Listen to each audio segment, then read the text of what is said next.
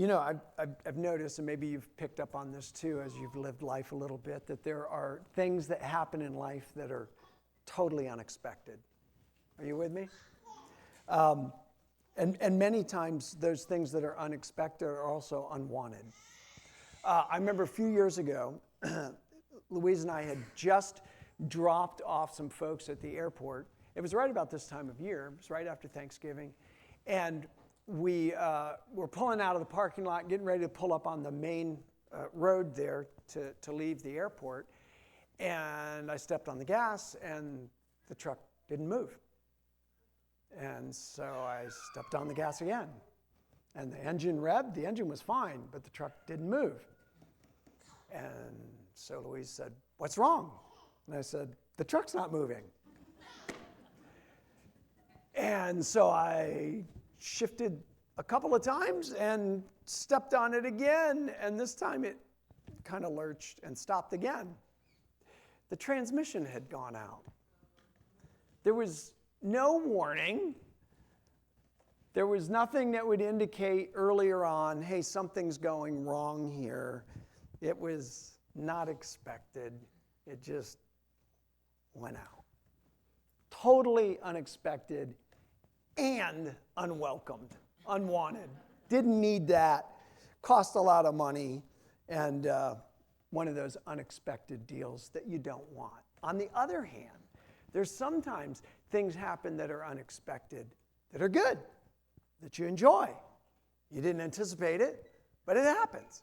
Kind of like maybe when you pull out an old jacket that you haven't worn in a year or two, and you stick your hand in the pocket and you go, oh my gosh, and you pull out some money that you had no idea was there. Ever do that before? Now everybody's going to go home and check their pockets, right? Or maybe you get a gift from someone and it was totally unexpected. It's just out of the blue, and it's like, wow, this is so cool. That is an unexpected that happens, that's welcome, that you like, that's good, right? And our story today is full of the unexpected. And we're going to see a number of these unexpected details inside this great little story. And the greatest of the unexpecteds that we see in the story is unexpected grace. Grace that nobody saw coming, but happens within this story this morning. So let's jump right into it together. And first, just like we've been doing, we need to kind of get our setting, where are we at? And we get the setting right in the very first verse, in verse 1 of chapter 7, if you're following along, and I hope that you are.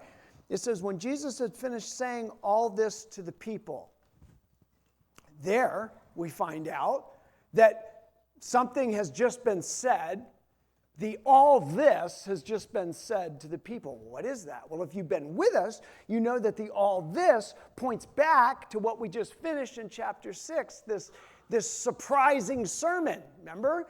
And this sermon was all about discipleship, and it was all about surprising discipleship, where Jesus was teaching his followers that, look, if you follow me, love is going to, or happiness is going to look different. Love is going to look different. Compassion is going to look different.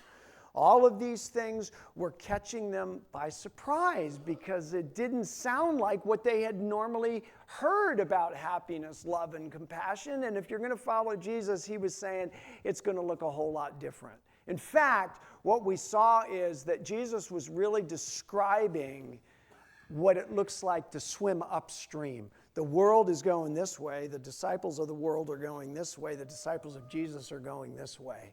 And Jesus was giving them this picture that if you're going to follow me, it's going to be totally upstream as a follower of mine.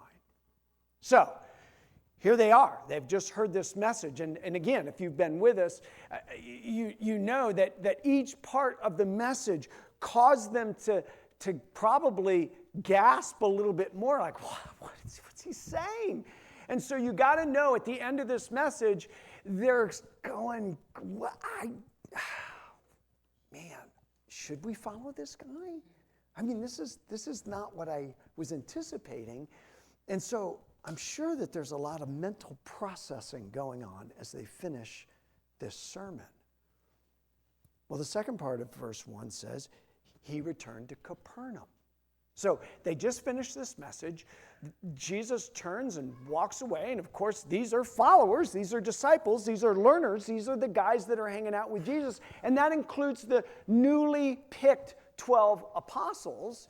And they're following Jesus, and Jesus goes to Capernaum. And the implication is that somewhere, wherever this plain was that Jesus gave this sermon, Capernaum was not that far away. And so Jesus makes his way back to Capernaum. Now remember, if you've been with us in this study of Luke, Jesus begins his ministry in his hometown, which was Nazareth. And he begins with a scripture reading and a little sermon in his hometown synagogue. And you remember what happened after that whole deal? Jesus reads from Isaiah 62, and he tells the people in the process of his sermon, hey, what this is prophesying, the guy that this is prophesying about, I'm that guy. And they push him out of the synagogue and to the edge of a cliff, and they wanted to kill him. Remember that whole deal? And from that point on, Nazareth is no longer a mainstay for Jesus for obvious reasons. Capernaum kind of becomes his adopted hometown. It's kind of the launching pad for his ministry. So it makes a whole lot of sense that after this really major sermon, after this really major event of choosing the 12 apostles from the larger group of disciples, that Jesus would make his way back to Capernaum. And that's, in fact, what he does. And it's here where our story picks up. It's here where the story takes place, the story of the unexpected. And we're going to see an unexpected situation, an unexpected reaction, and ultimately it's a story about unexpected grace. So what we're going to do is we'll just kind of walk through parts of the story together right from the text and then stop so I can point out there's a whole lot of unexpecteds here, okay? So verse 2 says this, at the time, the highly valued slave of a Roman officer was sick and near death. We're going to stop right there because there's an unexpected here. This Roman officer, if we looked in the original, it would literally say a centurion. A centurion was a Roman officer who specifically oversaw about 100 soldiers, thus the name centurion, like century. He would oversee, be in charge of about 100 officers, and many times it was a centurion who was in charge of an area, a city, or a town or a village.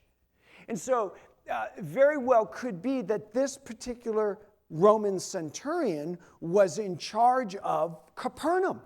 He had his soldiers that were there in this small city, and he was the main guy, the representative who was ultimately under Pilate, who was in Jerusalem, who oversaw all of Israel, but he was the soldier in charge of that particular area. And he's got a slave, a servant, which isn't unusual. Half of Rome, literally half of the Roman Empire was made up of slaves. Now, slavery was a little bit different than what we think of when we think of slavery in the history of our country.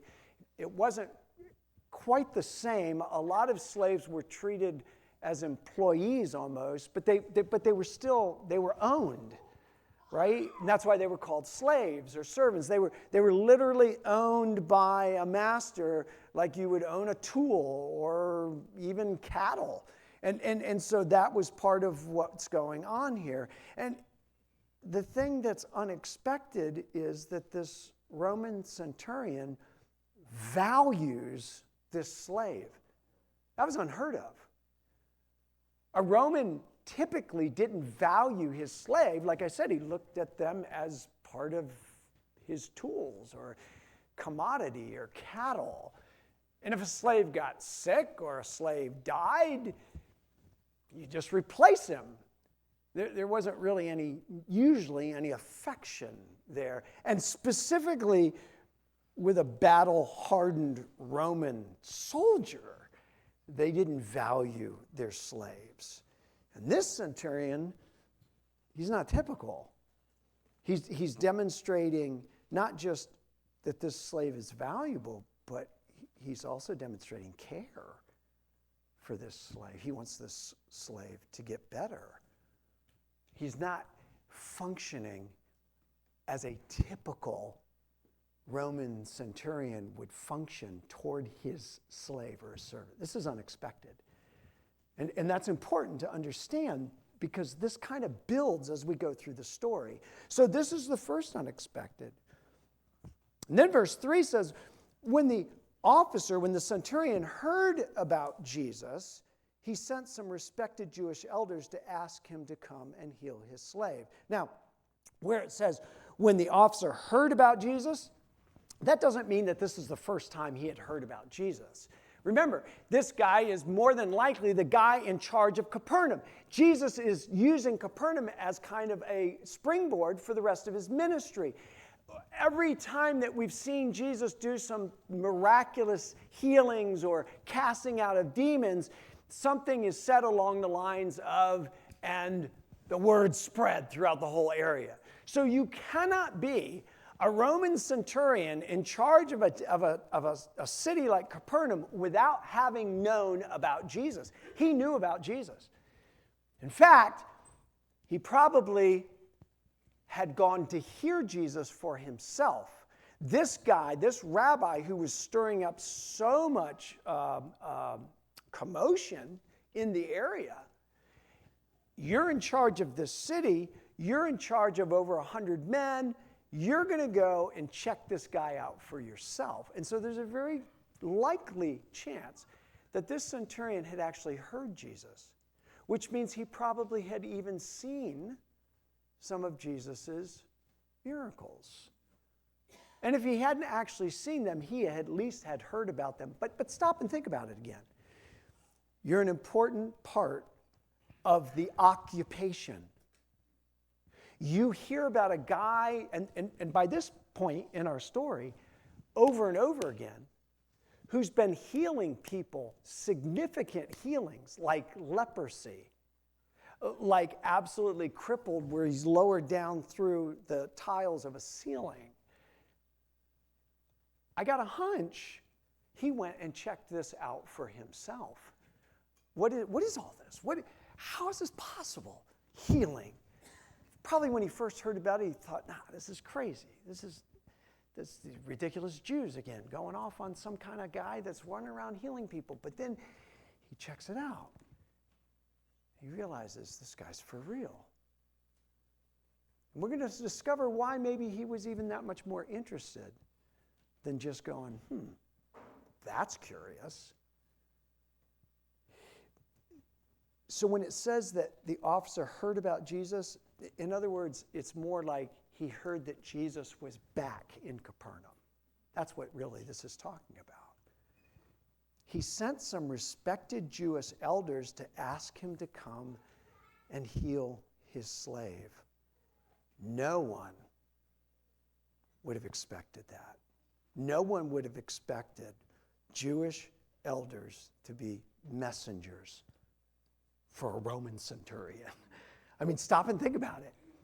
Jewish elders, what is that? Well, they're older Jewish men who were in charge typically of looking over the synagogue. They would probably be kind of equivalent to what we think about in the New Testament as deacons. They would make sure that everything was in place in the synagogue, that it was clean and ready for Sabbath service. They were respected because they knew well the Old Testament, and they oversaw the synagogue, which was an important meeting place, not just for the Sabbath, but it was kind of like the community center of the town. And so the Jewish elders would have been the guys that oversaw that and made sure that it was running well and it looked good and everything was in place. And so now we see a Roman centurion. Now stop and think about this for a minute. Rome has conquered the known world, including Israel. The Jews hated the Romans. The Jews hated the fact that they were being overseen by a Gentile nation. And yet, it's Jewish elders that go and ask Jesus specifically on behalf of this Roman centurion to heal his slave. And somebody says, well, maybe, he's a Roman centurion. Maybe he threatened him. Hey, if you don't go and ask this rabbi to heal my slave, I'll kill you. Or better yet, I'll kill your family. Maybe that's why. Maybe that's why these Jewish elders. But it doesn't fit, because if we read down a little bit further, in verse 4, it says, so they earnestly begged Jesus to help the man. The word there implies that they had a stake in this, that they weren't being forced. They were begging on behalf of this man because they too wanted to see good happen to this man by his servant being healed. And it goes on further and it says, if anyone deserves your help, he does. Literally what that says there in the original is, if anybody is worthy, he is. This Roman centurion. Now again, stop and think about who's saying this. These are Jewish elders saying to Jesus, this Roman centurion is a worthy man. And this is significant, folks. Totally unexpected. People are watching this and they're going, wait, isn't that so-and-so? And why is he? This is crazy. But look at the reasons they give. He's worthy. He deserves it. For he loves the Jewish people. Now here's what's super interesting to me. There's a number of words in the Greek for love. This word here is the word used most often to describe God's love. It's the word agape, agapao. That's this word, right? He, agapao, the Jewish people. You know what that implies? That implies that this guy was believing in the God of the Jewish people. This implies that this guy was what they would refer to as a God-fearer. You go, wow, is there anybody else like that? Yeah, if you're familiar with the book of Acts, in chapter 10, there's a guy named Cornelius. He's a Roman centurion in the city of Caesarea. And he sends for Peter. And this is this whole scene where, while Cornelius sends his men, Peter's having this vision on the roof of the sheet being lowered down with all these unclean animals in it. And God says, rise up and eat.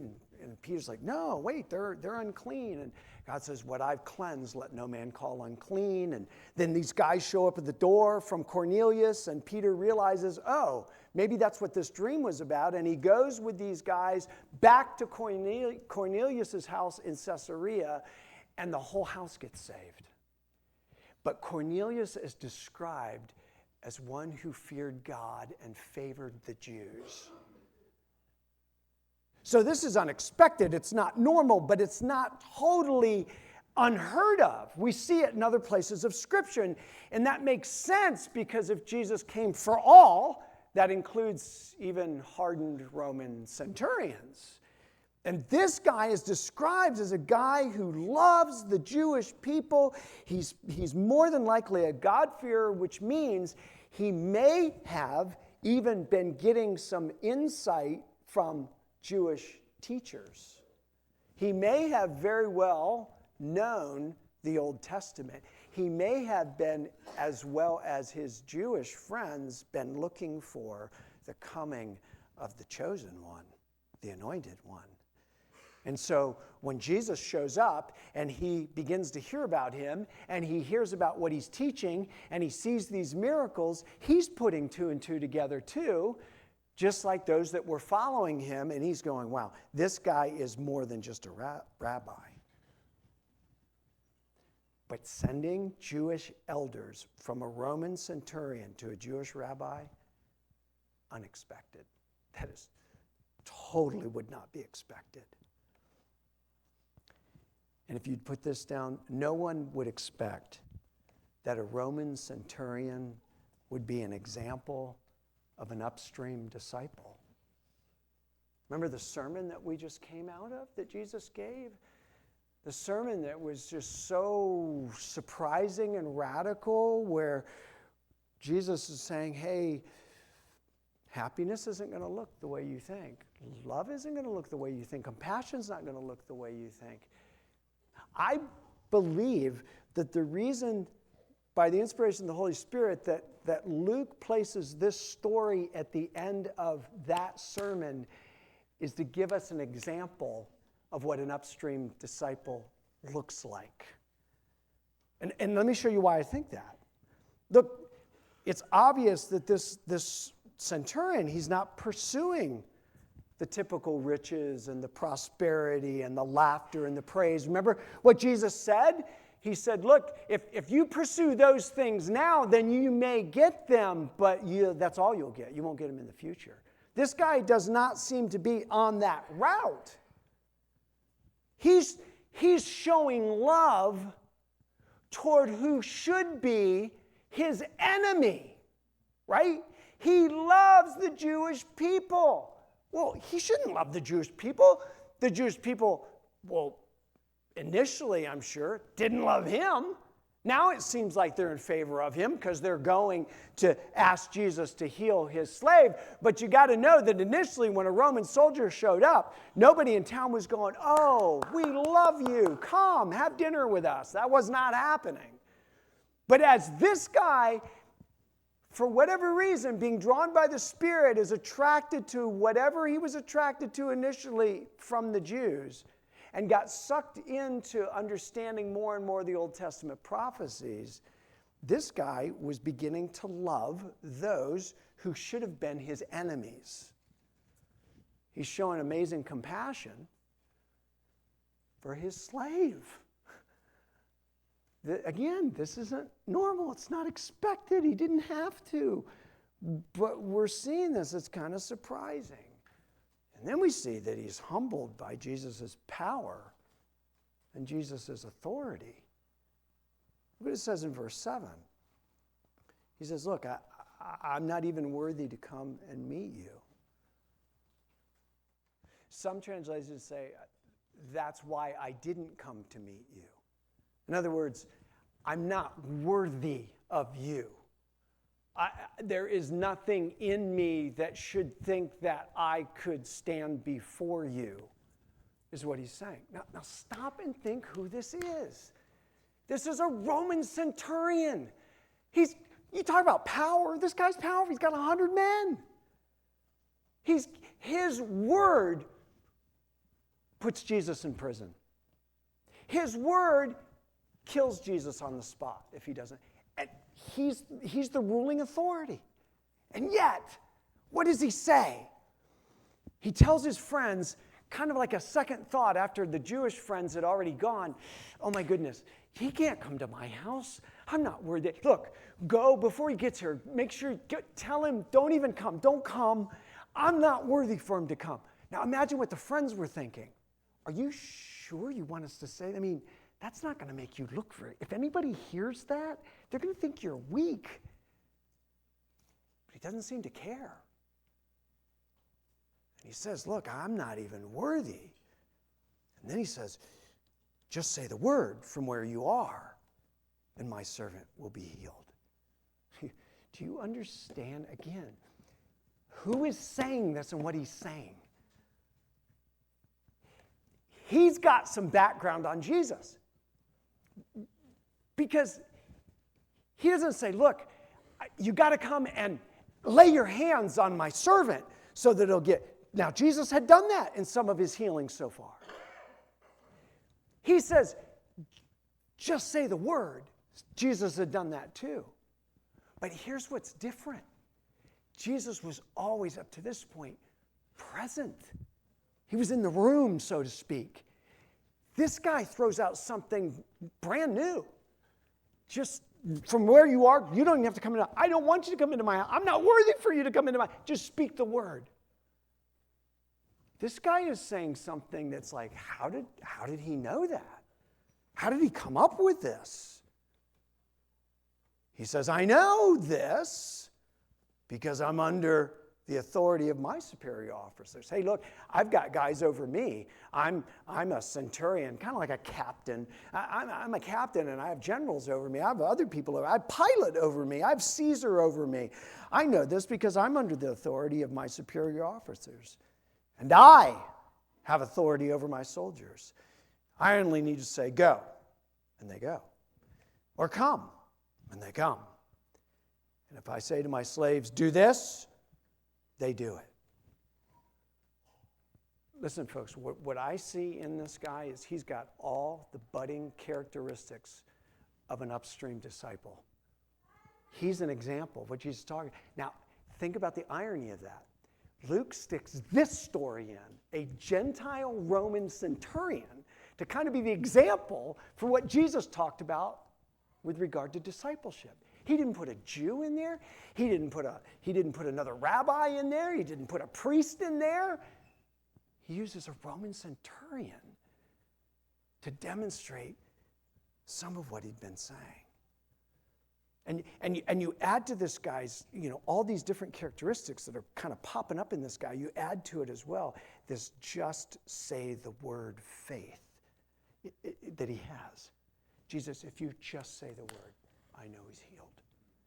Think about that. He believes so strongly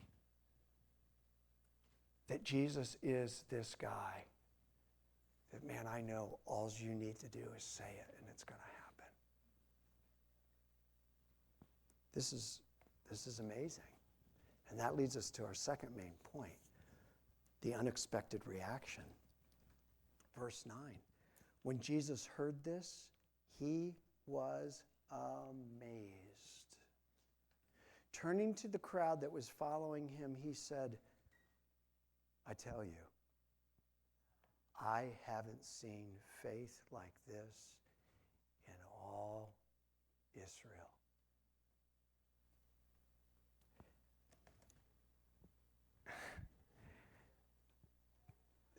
Let me tell you how unexpected this is.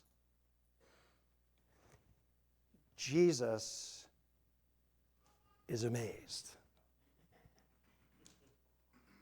Jesus is the one who amazes. He doesn't get amazed. This is the only time we read about Jesus being amazed. This is totally unexpected. And I want you to think again. Picture what's happening. He's got this group that's just heard this sermon. We don't know how many. It's a large group of followers, disciples, and the smaller group of the 12 that have just been chosen to be apostles. Jesus gets this word from the friends of the centurion. Jesus, look, don't even come. Don't come to my house. I'm not worthy for you to come into my house. And this was so opposite of the Jews, right? The Jews were all about, yes, I'm worthy. And this guy's, you don't even step into my house. I'm not worthy. Just say the word. And I know, because I know all about authority. And so I know the kind of authority you have. I have some authority over soldiers, but you have authority over the disease and over the spirit world. I know if you just say the word. And notice what the text says. Jesus turns to the crowd. Who was in the crowd? His disciples, his apostles, the 12. And he says, I got to tell you something. I haven't seen faith like this in all of Israel. And that includes you guys. They were all of Israel. He's saying to them, this guy, he's got more faith than you guys have. This is coming on the heels of the sermon that they're all going, I don't even know if and now a Roman centurion has more faith than us? Do you understand how unexpected all of this is? This is crazy. It's beautiful crazy. It gives me all kinds of hope. This is a Roman centurion. He's a Gentile. And Jesus is coming and saying, I'm going to grace you.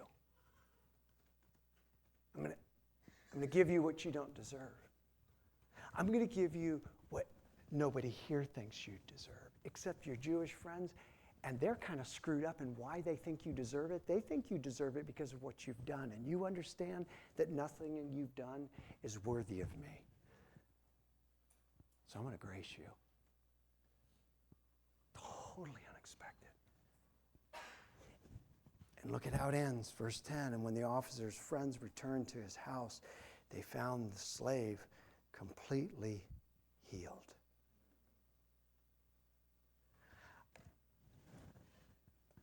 I just have so many questions. What's the slave thinking? What's he saying? What's the centurion? He made the statement. You just say the word. And he doesn't even know at this point, right? And as he's sitting in the room with this beloved slave, all of a sudden the guy sits up and goes, man, I feel great. I mean, can you imagine that whole... And then the friends come in the door, and there's the slave going, hey, you guys want something to eat? How about a ham sandwich? Something, And they're going...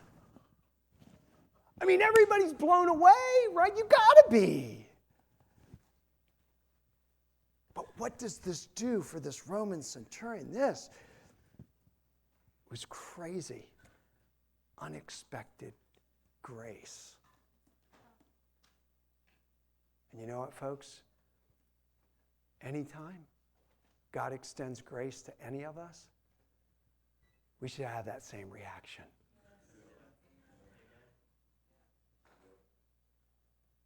Great story. And I hope you go back and you look at it closer, because you'll probably even find some other stuff that we didn't even talk about today. But as we close out, I want to give you 3 lessons. Here's the first one. Earned grace is no grace. There's no such thing as earned grace, right? There is a contrast in this story that's very, very important that we get. The Jewish friends go to Jesus on behalf of the Roman centurion and say, listen, you got to heal this slave. This guy is worthy. And he's worthy because he loves the Jews. And he's worthy because he even helped us build our synagogue. Hey, the implication is that this guy foot the bill for their synagogue. Louise and I got a chance, well, Cal and Carly did too, to stand in the synagogue in Capernaum. Right by the Sea of Galilee. And somehow this guy finds out they need a new synagogue, and he goes, I love you guys. Man, I love the God that you serve. I'll pay for that. And so the Jews are going, oh, this is great. And so when the slave gets sick, and hey, we'll go talk to this rabbi for you. And so they go, and hey, if anybody deserves it, Jesus, this guy's worthy. He loves us, and he built Jesus, the synagogue that you've taught in several times over the last year or so, it's this guy. He built it. He paid for this. He's worthy. See, the Jews understood worthiness as something you work for. And you can't work for grace. Grace is totally unearned. And the centurion got that. He sends message. He didn't want anything to be misunderstood. He sends message after thinking it through and going, wait a minute, this guy's going to step into my house? I'm not worthy. He's the Messiah. I'm not worthy for him to come in. Look, you guys get to him quick and let him know. Don't come. Don't step into my house. I'm not worthy. The humility that this guy has as a Roman soldier to say, I'm not worthy for you to come. He understood grace. See, grace, you can't earn it, folks. Listen, Ephesians 2:8-9 sums it up well. God saved you by his grace when you believed. And you can't take credit for this. It is a gift from God. Salvation is not a reward for the good things we have done, so none of us can boast about it. Listen, if you think in any way that you get standing before a holy God because of something you can do, stop and think how ridiculous that is. We are talking about a God who is totally just and righteous. He cannot turn his back on any wrong, or he would be less than God. He wouldn't be just. All sin, all wrong will one day be judged. Every person, every man, woman, boy, girl who has ever lived will stand before the judge of the universe. And guess what? We're all guilty. Nothing you can do can erase what you've done wrong.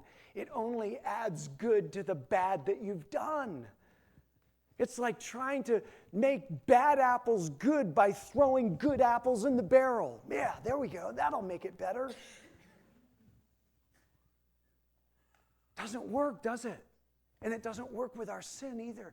The sin has to be paid for, and it's only by the grace of Jesus Christ reaching down to us undeserving and saying, I choose you to be my child.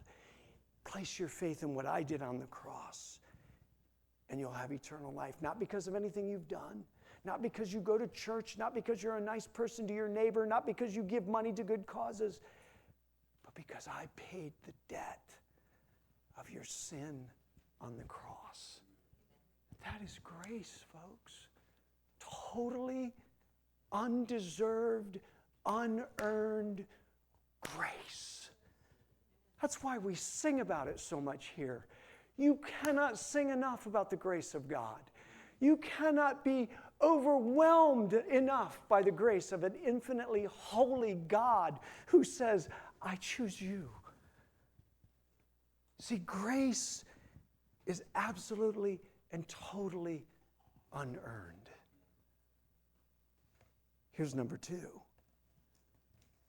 True humility paves the way for saving faith. Let me explain to you what that means. The Jews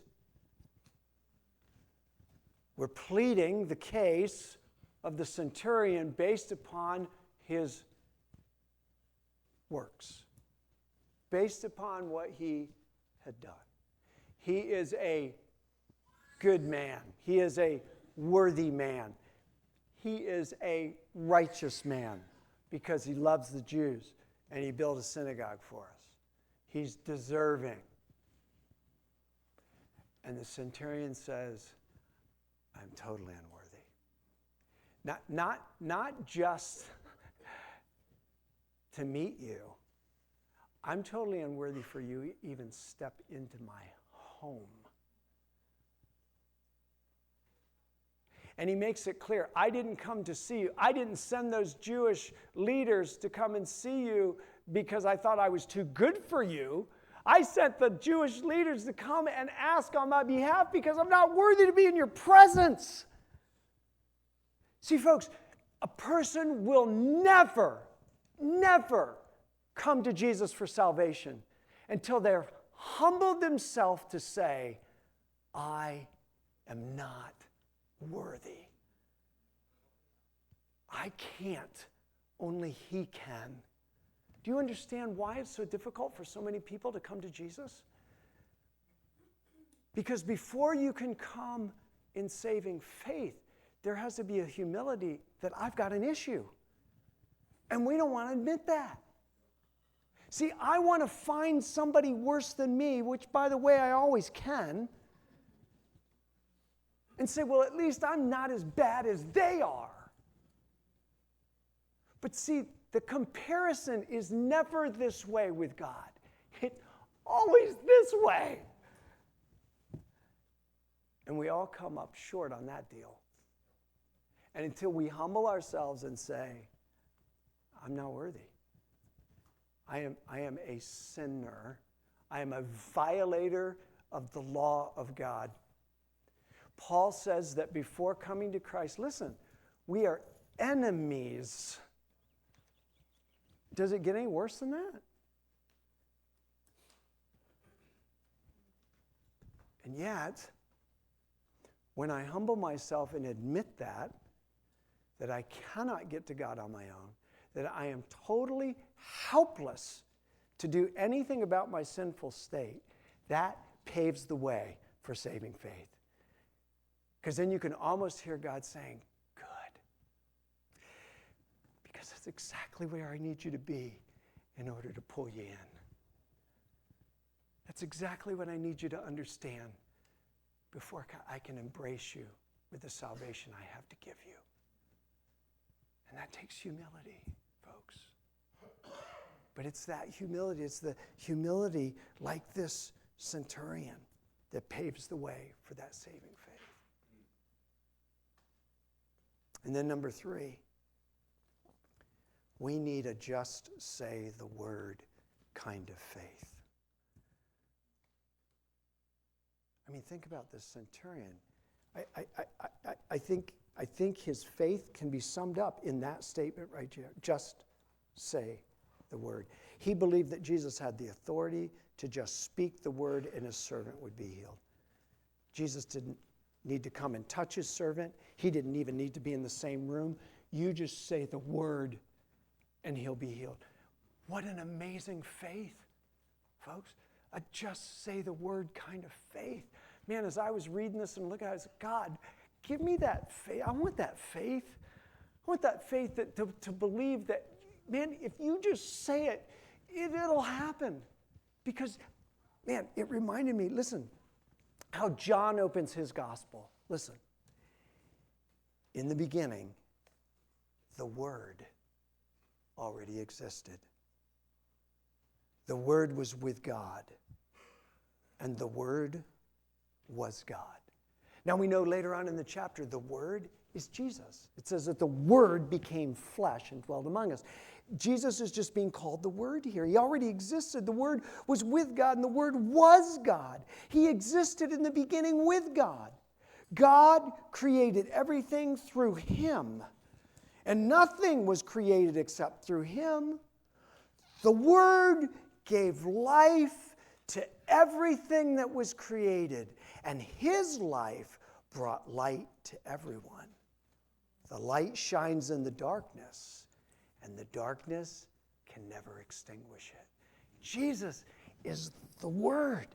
It was through the Word that everything was created. So what is there that He can't do? What hurdle in your life? What challenge that you and I face? What struggle that comes up? What sin issue that we deal with can He not handle? Folks, I pray that we as a people get this kind of faith. It was an amazing faith because Jesus spun around to His closest followers and said, I got to tell you something. I've not seen faith like this in all of Israel. I want that kind of faith. I want that kind of faith that just believes, man, if Jesus says it, it's as good as done. You want to talk about hope? This is Hope Sunday in the Advent. You want to talk about hope? That's what our hope's in right there. That's where our hope's at. Would you bow your heads, please, and close your eyes? Man, oh, this is such a great story, such a beautiful story. And really, the next story goes with it, but I knew there was so much in this story, I couldn't do it justice if we did both stories. So we're putting off the second story till next week. And that's a great story too. But this one, folks, this is so powerful for us right now. First of all, if you're here this morning and you've never understood what grace is all about, if you've never understood what Jesus came to do, he came to pay the debt for your sin, for the sin of the world. And it's by grace that you trust him as Savior. You can't possibly do enough good things to ever be good enough in the eyes of an absolutely holy God to earn a relationship with him. There's no way. It's not even possible. It's only because of his love for us and what he did on the cross that we can ever hope to have a relationship with him. And so grace is a gift. You saw that in Ephesians. Jesus paid the price, and now he holds out the gift and he says, it's yours if you'll be humble enough to admit that you need it and you reach out and take it. And if you're here this morning and you've never done that, he's holding the gift out to you this morning. And he's saying, be humble enough to say you need it because it's right here for you. Understand that you are not worthy and never will be without me. And if you'll take this gift, I'll give you a relationship with me, the one who made you and knows how you work best. And that relationship will begin right now, and it'll go all the way through into eternity. Say, Rand, that's me. I want that. Okay, this is what you tell him. You just tell him. Jesus, I'm unworthy. I'm like that Roman centurion. I don't even know why you would want me. But I believe you do. And I believe you died on that cross for me. I believe you rose again from the dead to prove you were God. Please come into my life. Forgive me my sin. I want to follow you, Jesus. Hey, if you've already done that, you're a follower of Jesus. You understand that grace can't be earned. And you understood that when you came to Jesus for salvation. Understand that that's true always. That the grace he extends to you in life, it can't be earned. You don't earn God's grace in any form or fashion, whether it's salvation or just in life in general. So stop. This is exactly why Paul wrote to the Galatian church. He said, look, you didn't get saved by works. What makes you think you can live by works?